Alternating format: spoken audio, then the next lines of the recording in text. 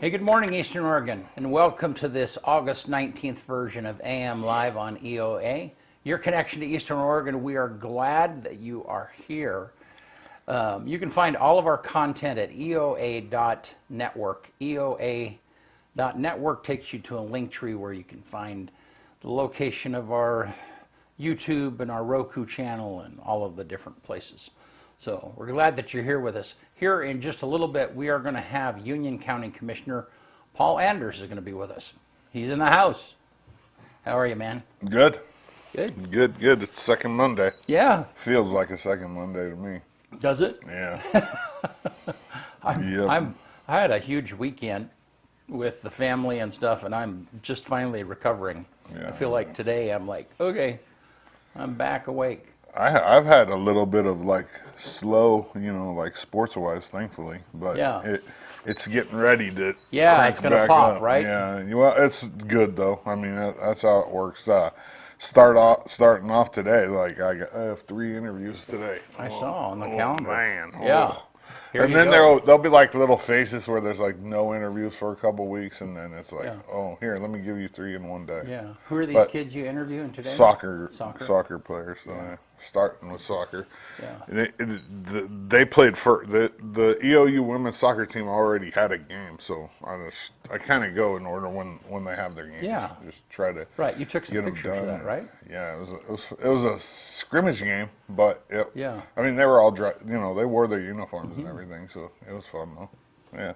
Yeah. Yes, sir. Well, what else is going on? No, not much of anything. School's going to start for these poor kids in a couple weeks. It's already summer over. No, Cove schools started this week, so I don't know why. That when schools start is like this great big long complicated formula because they have to have so many days of instruction. How many is it? 100 and Paul? I have no idea. How many? 180 is the minimum. 180. That's what I thought. Yeah, and so then you have 180 days of instruction, and then you've got to fit in like the prep days or all of the days that a teacher requires or that's required for them to further learning and instruction. And Paul knows all. There's not near strict rules about it now as there was when we were kids, though, because there's people here like that teach that are hunting and like teaching while they're hunting. You know what I mean? It's like, what? How can you be out in like Utah hunting and teaching at the same time? That doesn't make no sense. Yeah, they've got to have a way of figuring it out somehow. That reminds me. That's the other thing. I am 100% against high school age kids being able to take classes online. Like they need to be in the classroom. Yeah. I don't think that high school kids or middle school should be able to go to online school. Yeah. I don't. What about those parents that online school is a part of their homeschooling? That's different. Yeah, okay. If they're homeschooling, okay, whatever. But I just choose I don't want to go to school, so I'm going to be. It's just an easy excuse to not do the work. You and I would have preferred that. Yeah, of course. Right. But that then we would have preferred it because of that. Right. No, I think that there is a common theme that runs all the time of, people will take the least path of resistance every time, and I mean, I do. I guess the thought of it is like they can pay their teachers a little bit more that are teaching online because the overhead is less, and they're getting. These schools that are doing the online school are getting the same amount from the state and from the federal government per kid. Doesn't matter if they're going to class or if they're doing it right here on the computer. Yeah. So it cuts the overhead and they can pay the teachers more, but at the same time, the kids are the ones that are losing, I think, because they're not learning how to socially interact. There's not a lot of accountability when you have a class that you can check into anytime during the day. Yeah. Like you don't, I had to be at math class at 8:05. Yeah. You know what I mean? Or you were going to get a tardy or a late notice, and then eventually you'd fail. Yeah. Math class online, you could just get on at 2 o'clock in the morning right after you got done with 14 hours of Fortnite and pass it, no problem. Trust me, I've had online classes. They're Yeah. easy. Yeah. Well, what about the cell phone thing? Is that coming through this? Is that starting this school year, Paul? I don't know. Yes, it is. Yeah, and so we'll talk. We can talk about that more. But boy, you talk about some change. I think the governor has said schools have to manage. They got to figure out how to get cell phones out of the hands of kids during the day. That'll be Which interesting. is a good thing. Yeah. Another good thing. Yeah. You Put a want to box up front. You want to do sports? Let's do it.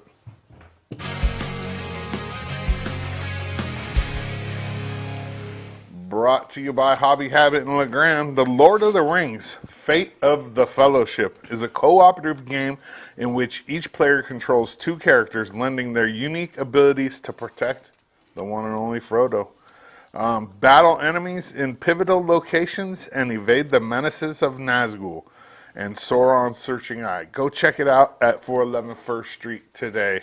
Hobby Habit, just for the fun of it. So it's going to be a pretty quick sports. There's not a lot going on, but let's talk about the streaming stuff. Starting on August 29th, we will be streaming Baker, LeGrand, and Pendleton home football games right here on the EOA network. If you're interested in advertising, we still have some slots, so give us a message either on here or office at EO Alive TV. And we'll get you all the information on what it would cost to advertise right here on EO Alive. The football team for LeGrand, like they had their first practice yesterday, and they're getting ready to go. They don't play week 0, which is that week of the 29th. They play the next week, but it's on the road. Their first home game will be the following week. So. But if you want, it's 13 games, 13 home games between the 3 teams, and it's a great opportunity for you to get your business recognized. Let's see here. Is there anything else sports-wise? I'm just checking real fast. Yeah, there's not a lot going on. Like I said, it's kind of like we had moratorium week, and then now they just started practicing. Soccer's been going for a couple weeks. They played their alumni game, and we're just going to crank right into the fall season. It's going to be exciting. Next Saturday, so actually, I guess 2 days from today, EOU plays a home scrimmage against Portland Christian College in football.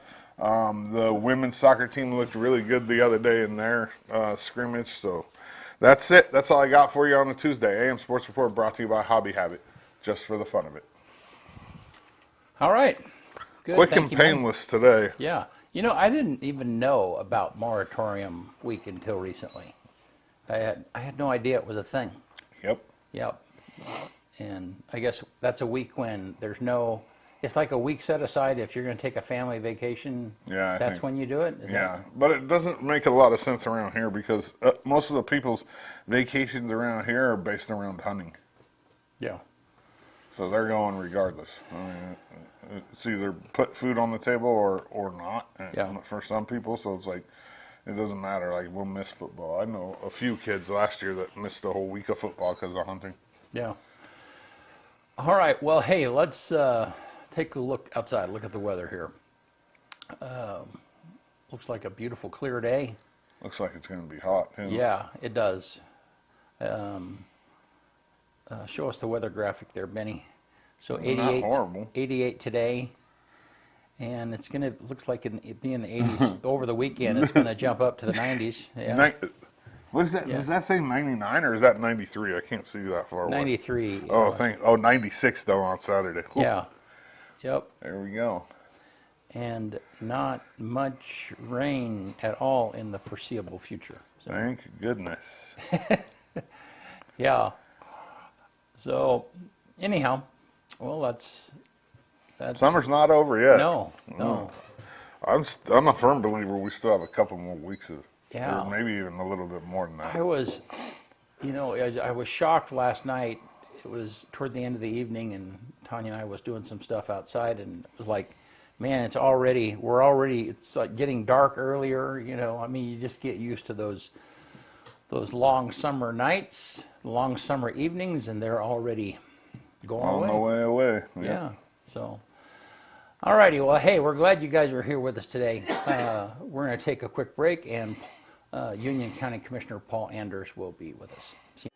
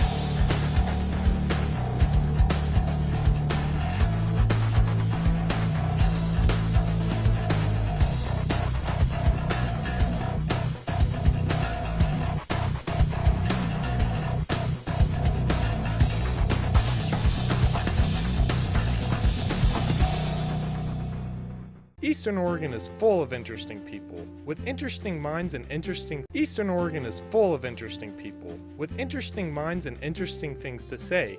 Here at EO Live, we're committed to connecting you to these intriguing people with EO Talks. We let our special guests share their ideas and life experiences with deep, open, engaging, and inquisitive conversations. You'll also be informed in depth on some of the most recent and relevant events, issues, and more. EO Talks on EO Live, your connection to Eastern Oregon, now on Roku. Here we go.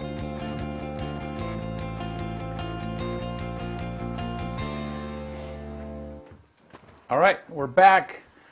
Union County Commissioner Paul Anderes, how are you, man? I'm well. How are you? Good.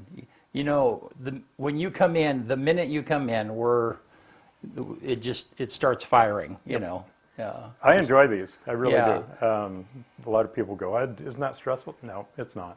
Yeah. I never feel like you ever try to have those gotcha questions Yeah. or anything like that. Yeah. It's a great conversation. Well, thank you. And we really work at trying to make people comfortable, you know. And it's funny because we have new people that come on all the time, Mm-hmm. and at first they're a little bit nervous, and by the time we get done with it, it's like, wow, that went by fast, or Yep, that was and that's- easy, or yep, you know, and just they do 'cause- go by quickly. Yeah, because it's just simple, yeah.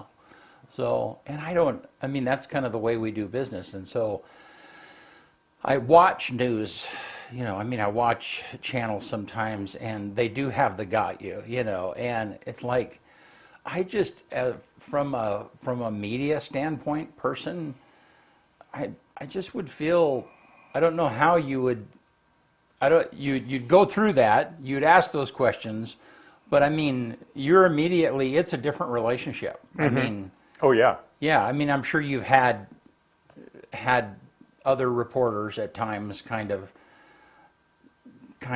Yes, I have. corner you in some manner, Yep. and you, I mean, I would imagine that you're forever kind of guarded. I mean, how do you not be? True. Yep. And you know, there was one instance where the reporter tried to get a hold of me, and it was I want to say it was Veterans Day, and I was out with not great cell phone coverage, and she ended up writing the article without any input from me, and Oh, yeah, yeah. it was interesting. Let me put it that way. Yeah. Yeah. Yeah. Well, so how I mean, kind of look, you have another year after this fall, right? I mean, I'm trying. Correct. Yeah. Give or take 15, 16 months Yeah. In office. I have on my phone when Commissioner Beveridge got done with her term, I realized that time is short, and so I started a timer, and I'm under 500 days by quite a bit now. Wow. And it's like I've got, unfortunately, I realize that I'm not going to be able to get everything done that I set out to do. Yeah. But I think that's kind of the nature of anything. But time is short for me. Yeah. Has then, as you've evaluated, so just for clarification, so then you are very near the end of your 7th year, and you have one more Correct. full year, Yeah, right? I'm 3/4 of the way, give or take, Yeah. through my 7th of 8 years. Yes. Yeah. Have you, I mean, has it gone by pretty fast? I mean, what is your, Incredibly fast. yeah. Yep. And part of that is, 15 months into office, we were handed COVID. Oh, that's right, yeah. That kind of derailed us a little bit, but it also, oddly enough, provided us with some opportunities. With the federal money that came in, we were able to do some long-term investment for the county that otherwise we never would have. So I consider that a silver lining. The other is, with COVID and Zoom or Teams becoming better and better, it's much easier to have a meeting rather than just a telephone meeting. Right. Yesterday I was in two. One of the people was in Cincinnati and the other person was on the East Coast, and we're able to share documents. We're able to, put documents on the screen. It was, I think, as meetings go, pretty effective meeting. Yeah. Yeah, and before COVID, those things you maybe would have a phone conversation, or they have to be in person, or Right. Yeah. Right. No, I mean, I think it put communication in hyperdrive just because that it had to go. I Yep. mean, if you didn't find other means of communicating, it just didn't happen. Right. Yeah.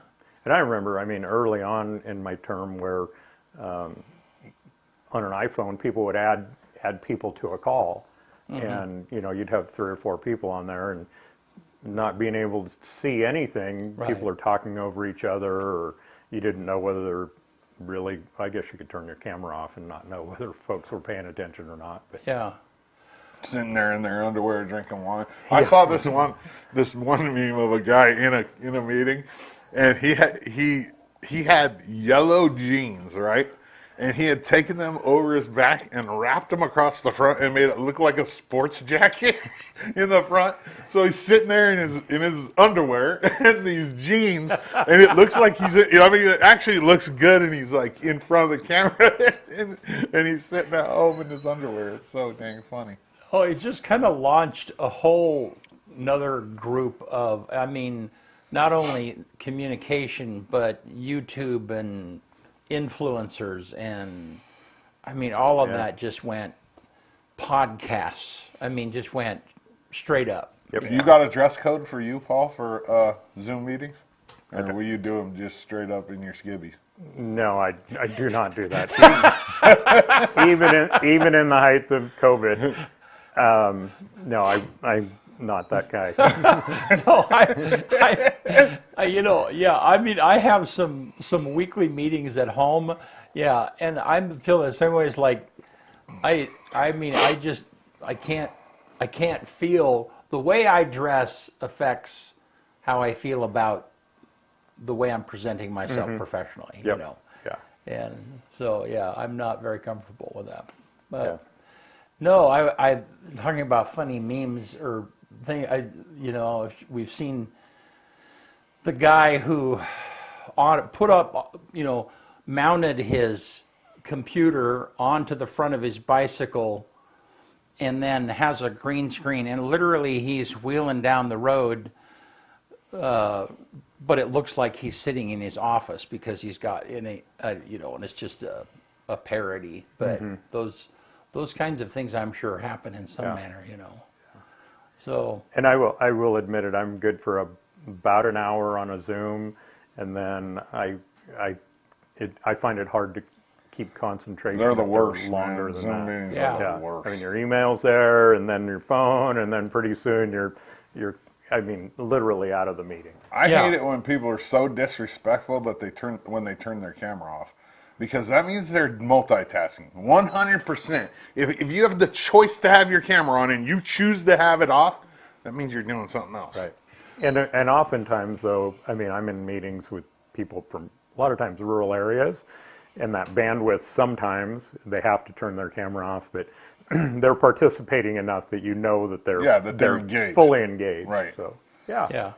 But on the same hand, if you're in a meeting with 100 people or 500 people, Right. whatever the case might be, then I mean you're really there to listen to somebody who's speaking, Exactly. or to peer into a board meeting that's happening, and you're not. Yeah. Yep.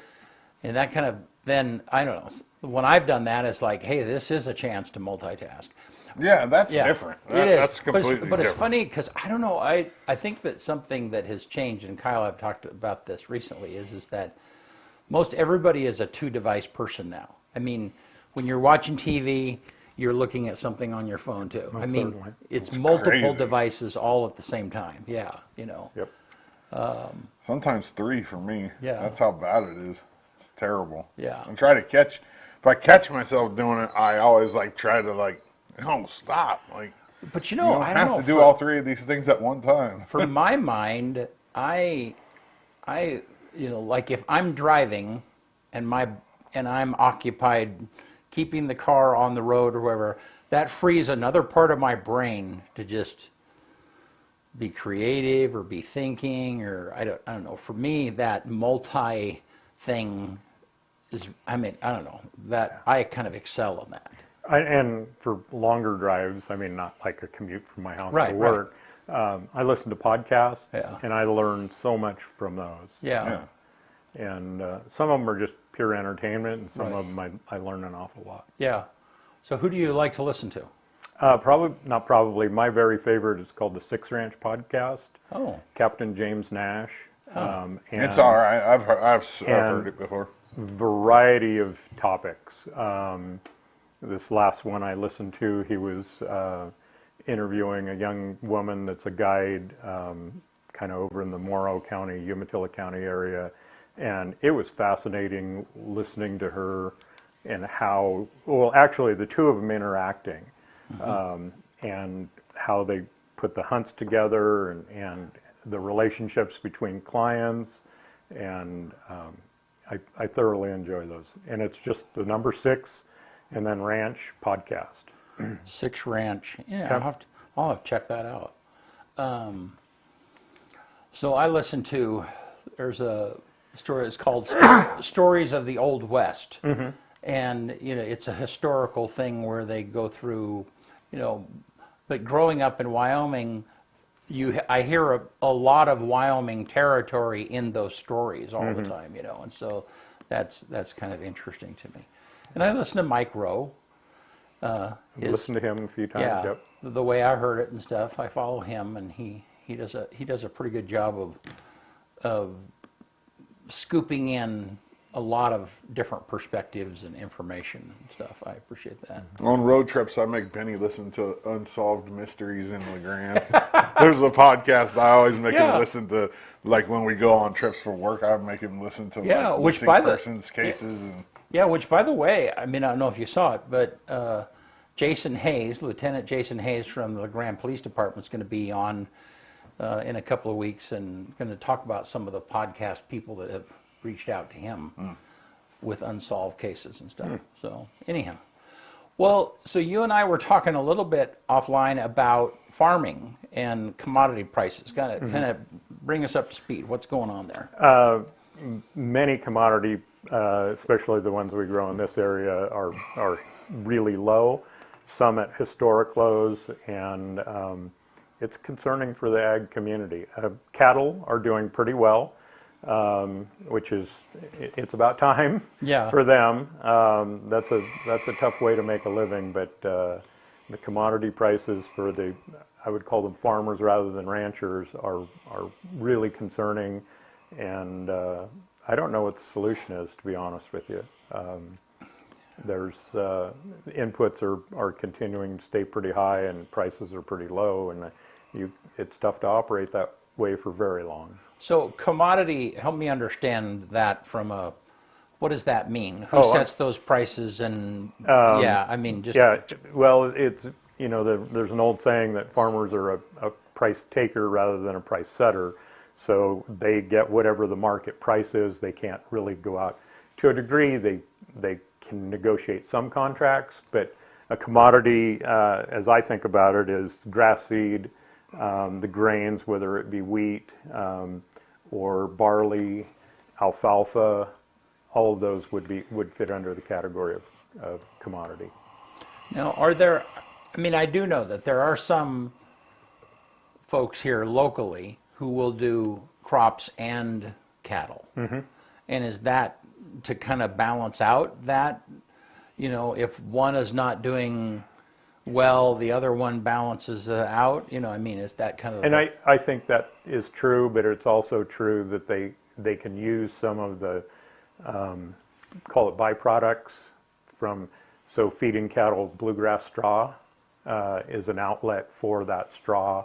Rather than selling it, they could put it into their cattle and hopefully value add to their other commodity. Yep. I have a definition of commodity crop for you, like the book definition of it for the people that are watching.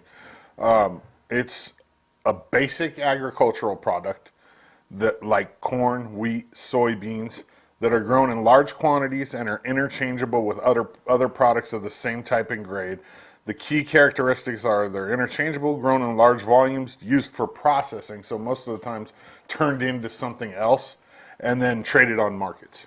Just so people have an idea of what a commodity crop is. And our local producers are really good about trying different things to find something that will be more profitable.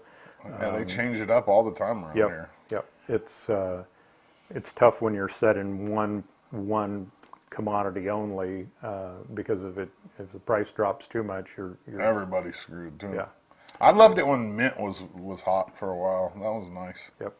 Go out into Cove or Union, drive the highway, and you still get it every once in a while. There's still a few people in the valley. Some left in the valley, not a lot. Not like in the 90s. Yep. Not even close. It's verticillium wilt is what got the mint in this area, and it happens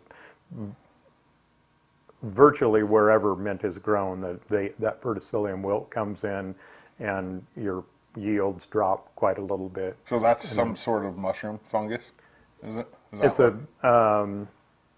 don't know. Huh. It affects the yields on them though, and what they do is they'll get what's called clean stalk or nuclear stalk and plant new regions, and you'll see mint move from one place to another. It was big in the Willamette Valley for a while, then kind of in the Yakima area, and then here, and it has to move to new ground. It is a fungus. And so then I wonder how long does it take the fungus to go away? It doesn't. There's no, it says here, there curable. is no cure for verticillium wilt. The proper management can help slow its progress and extend the life of the plants, but you can never get rid of it. Huh. Wow. That's crazy. Well, and I was talking to a farmer not too long ago who said that grass seed right now, there's a glut of it out there. And so then, for those farmers that are growing seed, they don't really have a market for it even once they harvest it. Right. Is that right? Yeah. Yeah, and one of the things that I would note is grass seed is not grass seed. I mean, the grass seed that's grown in this area is significantly better than grown in other areas and regions, and we have different varieties. But even with that, there's prices are pretty depressed on grass seed as well. Yeah. So what are they growing right now that is profitable, or maybe that is better? What's better than some of the other crops? Right. There's not much, to be honest Yeah. with you. It's everything. All the commodities, like I said, other than beef, are pretty depressed right now. Huh. And then you were saying that there are some farmers that are just generational farmers that are like, man, this is a tough time financially. This is as tough as they've seen it in their production life, yes. Because part of their normal cycle is they borrow money to put stuff in the ground, right, for their operation. Mm-hmm. And then at the end of the operation, they get paid, and hopefully they've made more than what they borrowed, Yep. right? Yeah. Yep. And a lot of that is, like I said, is forward contracted. I spoke to a farmer the other day that had just gotten paid for grass seed that he had sold over 2 years ago. Wow. And that's a long time to wait on a payment. Yep. Yeah. Yeah. Well, do we grow quite a bit of canola, don't we, here in this valley? Fair amount of canola. And Do we grow spring or do we grow fall canola? Because there's two different seasons. Right, there's a little bit of both, but Is there? yeah. And then we also, there's a relatively new crop called camelina, and that is used as It's another oil crop. Yep. Yeah. that- Were you on the crop tour? I think you were. I have been on Yeah, it in the yep. past. They did a really good job explaining that. And then the other thing that you're seeing in the valley a lot more is corn being grown, and not all of it, but much of that is going to the feedlot right there outside of between Powder and Baker by the rest area. Oh, So that's a market that we didn't really have in the past because of trucking costs. So What's the number one crop is it wheat? in Union County, grass seed. It is. Well, I meant outside of grass. Oh, like probably alfalfa. is it alfalfa? Yeah, for I don't hay? know. I should know that, but I don't. Yeah, I don't know that either. well, what else is going on in the commissioner world? I guess we got some news on the fairground. We do, and probably first and foremost, though, is the child care effort that I've been working on. Yeah. Okay. Launched the survey last Friday. We know for a fact that we're in a child care desert here in Union County. We've been working on trying to figure out how to navigate that. I've been working through the program I was selected through for the National Association of Counties. With the Rev Center, Grace Donovan is the executive director of the Rural Engagement and Vitality Center, and that survey was launched on Friday. I don't know if we can get the Go QR ahead and code put that up code, yeah. on that, but would love to have There's the people code. get their input in on that. And oh, awesome! Thank you so much for that. And really, what we're trying to do is dig down a little bit. Again, we know that there's a problem. It's where are the places we can work, and beyond what we're working on, there's also a task force that was put together by Eastern Oregon University, LeGrand School District, Grand Ron Hospital, and myself. That's been meeting for about 9 months now, and your daughter is actually participating in that. It's good to have her with that. Yeah. And the things that I learned, I mean, you only know what you know, right? Yeah. That especially in the case of the hospital or even county operations, whether it be the jail or the cooperative agreement we've got with the city on dispatch, those are 24 hours. Mm-hmm. It's not a 9 to 5, we need childcare. Folks need childcare round the clock sometimes. Mm-hmm. And like I say, we're hoping that this survey can really focus in on where we get the help or where we need to put our efforts, excuse me. You can win if you do that. Benny, put that QR code back up real fast. It says right here. I scanned it from right here with my phone. If you do the survey, you got a chance to win 1 in 5 $75 gift cards for businesses in Union County too. Yes. Yeah. Yeah. Yep. And we were very specific about not doing an Amazon gift card or something like that. Support local. These are local businesses, and hopefully that will encourage. Oh, go ahead. Sorry. Hopefully that will encourage folks to finish the survey. And husband and wife or family, in the same household can both do it. Going to need to use a different device because it does track. I was looking for something yesterday on it, and it says you've already taken the survey, and it's like, well, technically know. I haven't. They got you. Yeah. Right. So Yeah, bud, you could shoot that from your chair to your Yeah. TV. You could hit it with your phone because I did it from here. Yep. Yeah. On the ugly monitor over there, Yeah. or whatever you call that thing. Funny. So yeah, that's and really there's so many things that, and I'm sure you could say it, probably you've heard me say it so many times, but it's difficult to hire people, which I see a little bit of softening in that now. It's a little bit easier to hire some folks, but if you do hire someone or offer them a job, it's difficult for them to find some place to live. And if by some miracle you get the person hired and they find some place to live, then childcare generally becomes an issue. Yeah. And we really need to work on all three of those things. And there's a lot of great efforts on housing that are out there now and increasing housing stock. So, and like I said, just anecdotally, I think that the labor market is becoming a little bit more competitive for jobs rather than people were flying jobs for multi-years and never getting applicants for them. So Yeah. Well, it's a funny story on Kelsey. She's on that Right. that committee, yeah. And she, I like to think that she started this conversation because when they lived in Coeur d'Alene, and when she first moved back here and started working for GRH, she sent an all users email that said, "Hey, why don't we have childcare? You know, we have the hospital and the university and all these different CHD, all these different big employers, you know."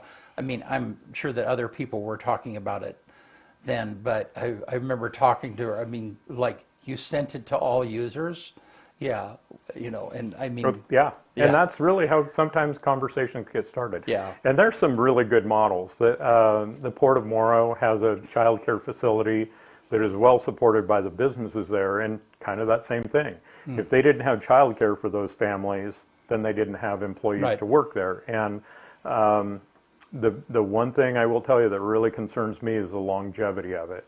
Right. I don't want to say it's easy to find the funding to build a facility and have a really nice facility. It's that long term and trying to make sure that you meet all of the Oregon rules and regulations. And that group I'm working with the Rev, yesterday we had a meeting with the person from Cincinnati, and she kind of sparked an idea for me, and that is, how do we get to a point where we can start looking at the volume of rules and regulations and get it a little bit more manageable? I mean, I understand that this is our most valuable commodity we've got is our children. Right. But at the same time, the rules are just so overbearing, I guess is a polite way to put it. Administrative burden is how some people refer to it. But so we've got a specialist, an expert, in my view, Lexi Nice, working with us. And my question to her during this meeting was, give me your top 5 things that you would like to see changed. And then had a conversation yesterday afternoon with Senator Nash, and hopefully not for the short session, but in the long session we can. And again, I'm not trying to throw away the whole rule book, but I want to just make it so it's not easier, but more user-friendly for folks to have childcare and be certified and make sure that our children are well cared for. Yeah. And that, is that an Oregon thing, or is that just generally complicated? Generally complicated, but I think, in my view, a little bit more complicated in Oregon. Yeah. And that same thing, or not similar thing, came up yesterday. Oregon is really good about promoting entrepreneurs, but in my view, we're really not good in the amount of rules and regulation and red tape that we put on those people once they get started or as they're getting started. So, Well, and I think that, I mean, government in general, you know, they tend to add, you know, the city, what do they call when they add a ordinance? They'll adjust something, whatever, we should do this. This happened, this was a negative thing, and so we need to add this to it. And then over a course of time, you add these things, and it's not very often that government... you take anything away. Government Yep. takes, or they take an overall look and go like, Right. yeah, have we made this process unattainable, you know, because Right. we've Well, added and these things, yeah. The Oregon legislature is, a really good example of that. Last session, there was over 3,000 bills that were introduced, and you know, each one, in the way I look at it, is to fix a problem. Is this a one-off problem, or is this a common problem? I think is a question that should be asked. Yeah. 3,000 bills. Yeah. That's So, ridiculous. so pretty excited about that. Hope to get some good information. We've also got as part of the grant, we have some money that was available to us to do some design work, very initial conceptual drawings of a facility. At one point, we looked at using Riveria and remodeling that. We put together proposal to Senator Merkley and Senator Wyden's office for congressional spending. It's now called Community Initiated Projects. We found out about 2 weeks ago that we are not in the running for that, but even so, when I put the proposal together, it was to remodel Riveria, and then shortly after the application went in, I woke up, I don't want to call it middle of the night, but I woke up and I thought, that's quite possibly the dumbest idea I've ever had. Wait, what kind of facility? Childcare. Oh, Yeah. okay, Child you're care. still on childcare. Yeah. I don't know why, but my brain like jumped ahead to when you said facility. I'm thinking the mental health and the drug rehabilitation No, stuff. no, All right. child I just care. wanted to make sure. So I called Jessica Keyes from Senator Merkley's office, and I said, hey, I just realized that, and I started to run the numbers, and I didn't have them complete, but I said, I'm fairly confident that it would be, believe it or not, less expensive to build brand new than it would be to rehab Riveria. Would have been great to been, I mean, that's a solid bones in that building. It's a really Right. well-built building.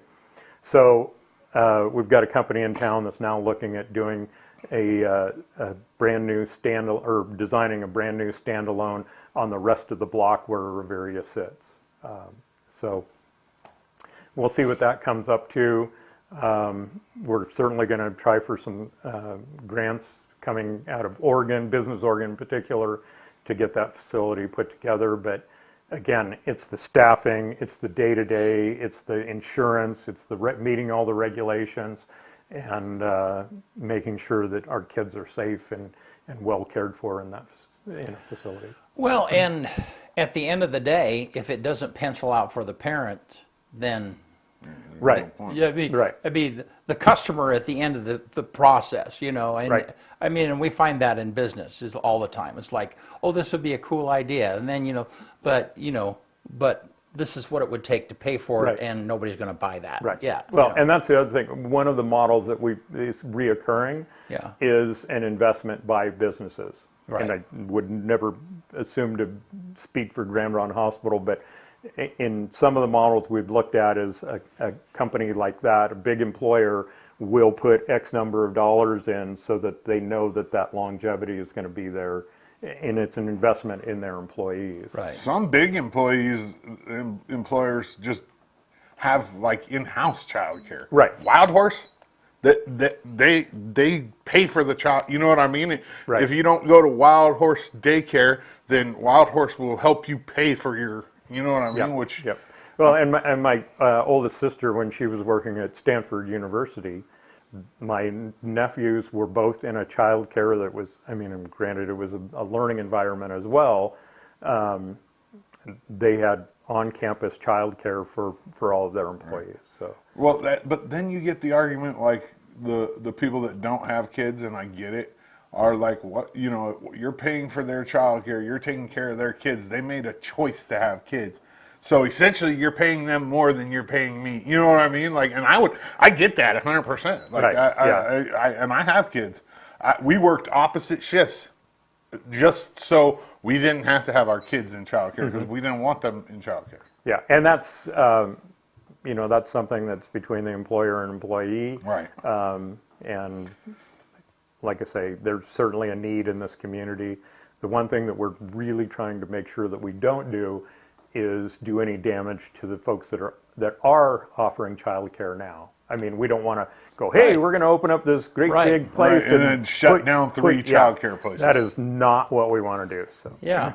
Right. yeah. So is the burden less if it were a learning environment, or does the learning environment make it more? You know what I'm saying? Oh, I see what you're saying. Yeah. Actually, there are some, I don't want to call them loopholes, but there are some concessions that they make if it's an educational facility. Right. Baker School District, I'm not super familiar with it, but they put together a child care there that was very innovative. Erin Lair was superintendent at the time, and she did some really great things in Baker, and that was one of them. Right, and I mean, I'm thinking of like Heidi Ho. I mean, a lot of people use Heidi Ho they use it for the childcare, but there is that educational environment also. Yep. Yeah. Yep. you know. And again, we're still digging into it. There's a lot to it. Yeah. And that's one of the reasons I'm really appreciative of having Lexi there, because I mean, I have a question, ask her, and it's answered. And really, she is very much a student of the business as well, and it's really great to have her on board. Well, I mean, the preschool is. I looked at preschool as like childcare for my kids. You know what I mean? It's just they're learning, but I paid an extensive amount of money for my kids to go to preschool so they could learn, but also so we could work the same shift for a couple of years. Yep. You know what I mean? Like and be at home as a family in the evening. Yeah. Which is incredibly important as well. Yeah, I agree. So, do we have some news on the fairgrounds? We do. Yeah. We do. And I would be remiss if I didn't acknowledge the incredibly hard work and tenacious attitude that Commissioner Scarfo worked on this for a number of years. A couple weeks ago, the governor signed it's called the Christmas Tree Bill. It's a funding package that has a number of things from water projects in some cities and this as well. There's money for downtown Portland for some improvements in their festival areas. Yeah. But yeah, so a little over 2.5 million from the state in order to get us across the finish line on the sewer water project. And as Commissioner Scarfo said many times, if we didn't have the Grand Ronde River and I-84 to deal with, it would have been a much less expensive project. It would already be done. Yeah. So pretty excited about that. Our fair board has done a really great job of visioning and getting a great plan in place. I don't know if you were able to attend, but this year's fair, I thought attendance was up. I mean, that's just me being there. A lot of good participation from food vendors in particular. And I think we're poised to do really big things out there. That's great. Yeah. Yeah. You had to give Scarfo props there because a certain news media outlet around here wrote a whole article about that thing and didn't say anything about Scarfo. Talked about Nash and who was the lady? Levy, and didn't say nothing about Scarfo in the whole article. Yeah. Like the person who, really? That was, like, are you that naive? That was not the reason I did it. I mean, being right down the hallway from him and having been in Salem with you him. heard him talking about it for the last 8 years or however long it's been. There were legislators' offices that if he showed up, they were like, get out. Yeah. With security. Yeah. At another legislator, when I was talking about some other legislation, and I said, also, here's our fairgrounds project. And he looked at me and just kind of shook his head, and he goes, I'm to the point right now, he goes, I'm ready to write a personal check to get that done so I don't have to see you. And I said, we're good with that. Yeah, please. I almost texted him when I read that article, but I just didn't want to light the fire in it. And I think, honestly, we're just so happy that it's done. He didn't care. Yeah. Like a dog with a bone, man. Yeah. And he got it done, which is awesome. Yeah. Well, and that, I mean, that's what it takes, you know. And I mean, I know all of you commissioners care passionately about Union County. And, I mean, and that's what we need. We need people like that to do that kind of stuff. So, yeah. Well, what else is up? Well, it's been a while ago now, and through Jerry Hopkins and Loveland Safe Ride, I had the opportunity to drive at Chief Joseph Day's rodeo. Oh, really?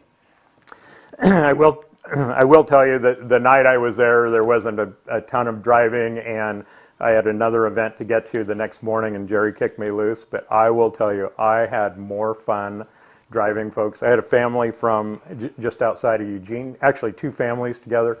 The gentleman came over in the middle of the rodeo and said, how's this work? So I told him Kevin's story and how it had gotten started and how it works. And he goes, there's no charge? And I said, nope, there's no charge. So the dealerships, provide vehicles, volunteer drivers. Paid drivers. No. Some, yes, Yeah. yeah. They have, like, I mean, paid- they volunteer. Well, it started out as volunteers. Yeah, 100% Yeah, some of started them. out. And he goes, "I'll be back." I said, "Okay." And sure enough, the rodeo got over, and he and his wife and kids and another family, 2 families of 4. I had the big Legacy Ford transit van, a huge thing, and took them to. Had the RVs up at the lake and took them out there, and they were like, "Now, do you work for a dealership?" And I said, "No." I said, I work in county government." And they go, "Really? What do you do?" And I said, "Oh, I'm one of the county commissioners." They go, "No way." And I said, "Yep, that's what I do." And I said, as a matter of fact, the person that was standing there when we left, she's a county commissioner in Wallowa County as well, Lisa Collier. So thoroughly enjoyed it. Told Jerry and Kevin both that I am sold. I would love to drive again, and such a great program. It's really good. That's awesome. Yeah. That's good. Well, and good on you to go up and, do you have pretty good relationships with the commissioners in Baker and in Wallowa County and around? I mean, do you connect with them? Yes. Part of it is my peers elected me a number of years ago as chairman of Eastern Oregon Counties Association. And because of Oregon public meeting laws, I can't, walk across the hall and say, "Jake, what do you think about this?" So I'm able to bounce that off Umatilla, Baker, Wallowa County, and it's news in our world, but Commissioner Roberts of Wallowa County passed recently, and she was really the matriarch of the county commissioners, and she will certainly be missed. And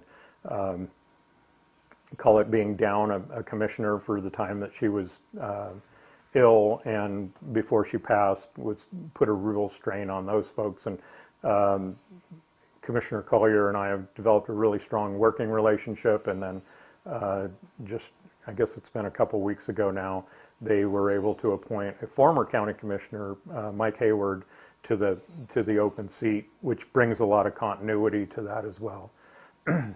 So, yeah, it's I would say Wallowa, in order of strength of relationship, it would be Wallowa, Umatilla, and Baker. Grant County is right in there too, with Judge Hampshire and Commissioner Rowell. So, Yeah. and Malheur County, just all over Eastern Oregon. Oftentimes we're working on very similar things, and like I say, it's easier to bounce those ideas off of each other. Wow. So what kind of spurred you to drive for Kevin or Loveland Safe Ride? What caused you to want to do that? Well, first of all, when Kevin first got it started, he told me the story, and we were actually hunting in southeast Oregon, and a touching story, to say the least.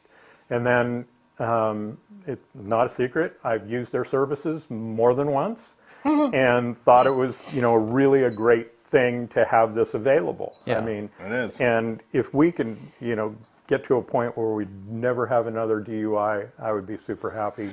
And just got to talking with Kevin and Jerry and said, "Man, I'd love to do that." And Jerry said, "Well, we're starting a program in Wallowa County for Chief Joseph Days." And I said, "I'll do it." So, yeah. So here's a off-the-wall question. Okay. So, who is an unsung hero in the county that people might not know about? Oh, gosh. Yeah. Oh, easy answer. Shelley Burgess. Okay, I knew you were going to say Shelley. Shelley is the glue that keeps the county together. A little bit joking, tongue-in-cheek, I say if she's not there, I'm not there. Yeah. She cares. You mentioned that the 3 commissioners care deeply about Union County, as does Shelley. She really loves every fiber of Union County and always wants to do the best. The budgeting process that we go through with her as a budgeting officer, she has great relationships with the department heads and elected officials, so they know that they're not going to ask for something outlandish because this is what we've got to work with. and she by far is the biggest unsung hero. But we've got a lot of people that work for Union County that are really dedicated. Actually, I say this fairly often, we are very fortunate to have the people that work for the county and for the people of Union County, really. One thing I appreciate about Shelley is that, I mean, with her position comes a certain amount of power, but I never sniff power with Shelley. You know what I mean? It is always, this is the information you need, or this is the guidelines that you need to operate in, or, you know. Very much so, yeah. Yeah. I mean, it seems like she kind of comes from a servant's heart almost. She, Very much so, Yeah. and grounded, and Yeah. she is there more than you can imagine. Yeah. I mean, you go to the offices, and more than likely she's going to be there. Yeah. Well, and I've chaired a couple of committees with her, you know, and I mean, and I see you guys do this too. You will check and look, and she'll go like, you know, yeah, I mean, she'll kind of give you an affirmation of like, yeah, that's, you know, there is a path there. Very much so. It's not, Yep. no, you shouldn't do that. It is, yeah, it's guidance. Right. Or yeah. here are the options Right. on Right. choices that you could make that Yeah. are most Yeah. reasonable. And we rely on her so much. Yeah. And actually, the whole staff in that commissioner's office. I mean, there's people that come in maybe for the first time and see a commission meeting and go, "Man, you guys made decisions really quickly. How do you do that?" Well, we've got all the documents prior Yeah. to. Right. We all three of us read our packets, and a lot of times between getting the packets and the meeting, we'll sit down with Shelley, or we'll Yeah. sit down with that particular department head and say, "Hey, what about this, and how does this work?" Things Yeah. like that. Yeah, and I see all that, and I know that. That's awesome. Can you think of anybody else that you want to give a shout out to? Gosh, new, and not to say anything that it wasn't being run well, but Odin Miller in the juvenile department really stepped up and has got some things that are going on there. And if you have an opportunity to visit with him, he just exudes excitement and wanting to do the right thing for that department as well. Probably another one would be Lisa Feek in the clerk's office. She's an elected official, and Yeah. a few weeks ago, actually when it was during the Eastern Oregon Women's Coalition's Economic Summit that was in Pendleton, Secretary of State Tobias Reed came over and visited with us, and you know, sometimes I get a number of questions about the integrity of elections and mail-in and things like that, and I looked at Secretary of State and I said, when I get those questions, I look that person in the eye and tell them that in Union County, our elections are flawless. They are impeccable.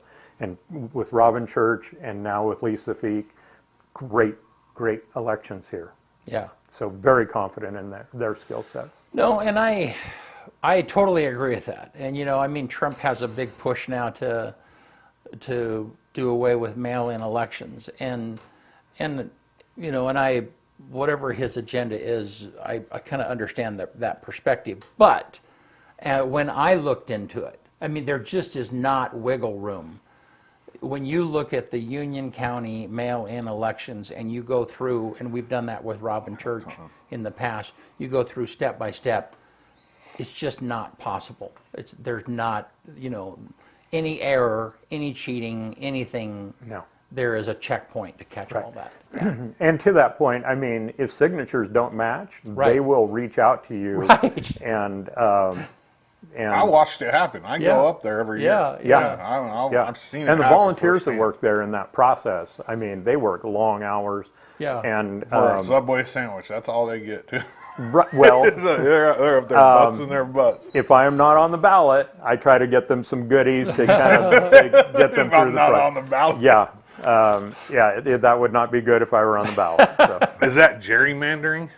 No, What's the word for that? that would be influence peddling. Yeah, influence Yes. peddling. There you go. Yeah, Yeah. Paul gave me 3 chocolate chip cookies to vote Yeah, for. I yeah. promise you that. yep. It only took one, but he tripled it. Yeah. Well, anything else you can think of before we quit? Oh gosh. Senator Nash had a town hall last week at EOU. I had the opportunity to apologize to President Ryan yet again. I don't know what gets in my head when I get a microphone in my hand. It's embarrassing, but I'm going to say it anyway.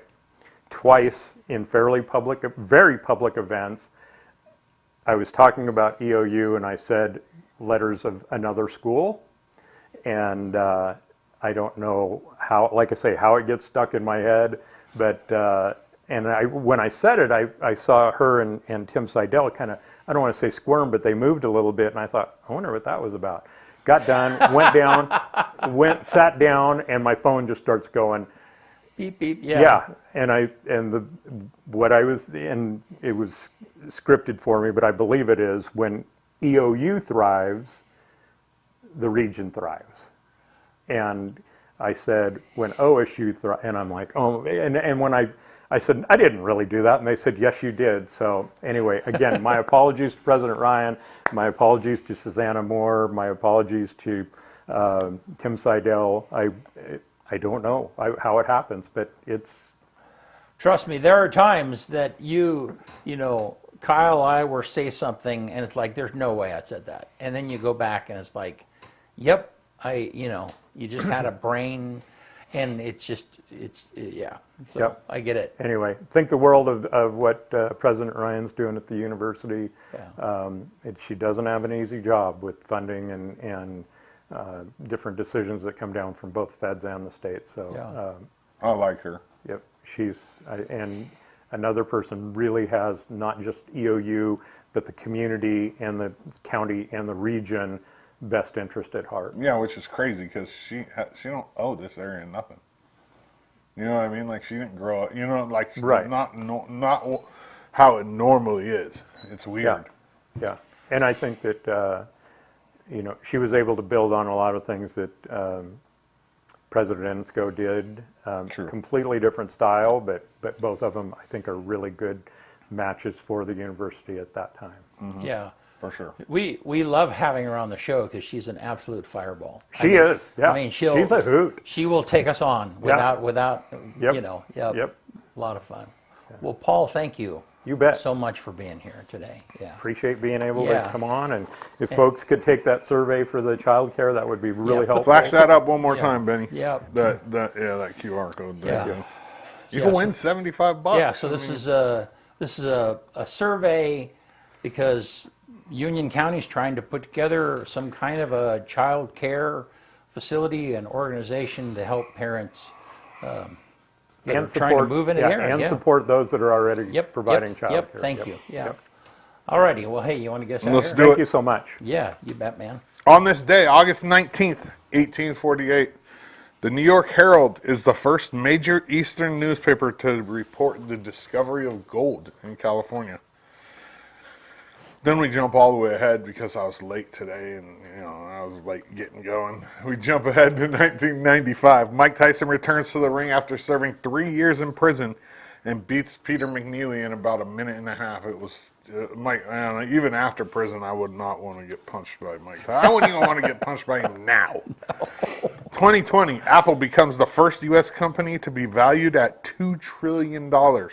And that's just 2 years after it becomes the first company to be valued at $1 trillion. That's crazy. It doubled in 2 years. Took them, 50 some odd years to get to $1 trillion, and then it only took them 2 years to get to $2 trillion. That's the power of money. Yeah. On this day, the #1 movie in America in 2005, 40-Year-Old Virgin, which is a pretty funny movie, actually. And then the quote of the day comes from Oscar Wilde. Every saint has a past and every sinner has a future.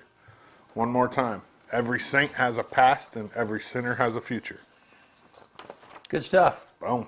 Thank you, sir. Thank you. Thanks, Yeah, Paul. we appreciate it a bunch. You bet. Yeah.